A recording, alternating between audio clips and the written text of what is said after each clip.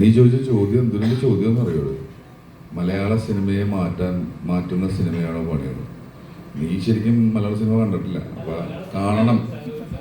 ഒന്നുമില്ല, എൻ്റെ കാര്യത്തിൽ ഞാൻ കണ്ട പഴയ സിനിമകളുടെ അത്ര എന്നെ ഇൻഫ്ലുവൻസ് ചെയ്ത ഒരു സിനിമയും ഞാൻ ഈ അടുത്ത കാലത്തൊന്നും കണ്ടിട്ടില്ല.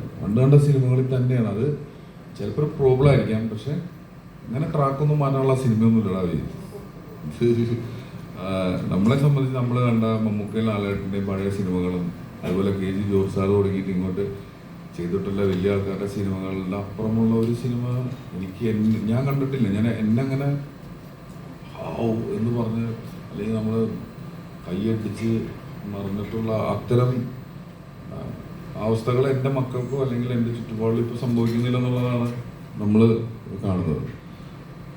അപ്പോൾ അതുകൊണ്ട് അങ്ങനത്തെ യാതൊരു ഇതുമില്ല, അവകാശവാദങ്ങളോ അങ്ങനത്തെ ഒന്നുമില്ല. ഇതൊരു സിനിമ, പക്ഷെ ആ സിനിമയ്ക്ക് നമ്മളെ കൊണ്ട് പറ്റാവുന്നത്ര ഒരു ക്വാളിറ്റി വരുത്താനായിട്ട്. കാരണം ഈ ഒരു സിനിമയിൽ 60ഓളം പുതിയ ആൾക്കാരാണ് അഭിനയിച്ചിട്ടുള്ളത്.